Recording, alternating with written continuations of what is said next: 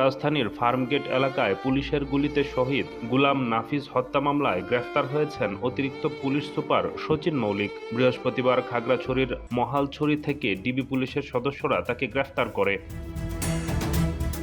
জুলাই গণ অভ্যুত্থানের পর পুলিশ কর্মকর্তা শচীন মৌলিককে মহালছড়ি ৬ এবিপিএনে সংযুক্ত করা হয়।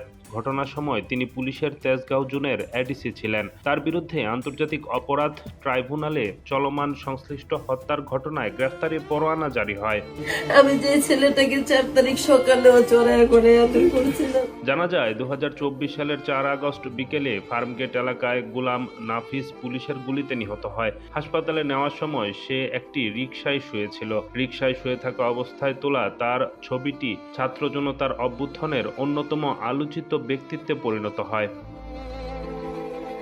Nafiz Banani Vidyaniketan school and college থেকে এসএসসি পাশ করে ঢাকার নৌবাহিনী কলেজে একাদশ শ্রেণীতে ভর্তি হয়। ঘটনার সময় নাফিজের মাথায় বাংলাদেশের পতাকা বাঁধা ছিল।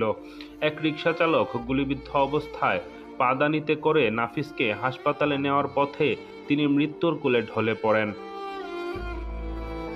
এদিকে ছাত্র জনতার উপর হামলায় ফার্মগেট এলাকায় আওয়ামী লীগ নেতাকর্মীরা জড়িত থাকলেও এখনও ধরাছোঁয়ার বাইরে তারা। নাফিজের পরিবারের দাবি দ্রুত গ্রেফতার করে তাদের আইনের আওতায় আনা হোক। ৪ তারিখে আমাকে নাফিজ বলছিল, আম্মু আপনি যে ফজরের নামাজ পড়ে এত কাজ করেন, আম্মু আপনি তো অসুস্থ হয়ে যাবেন।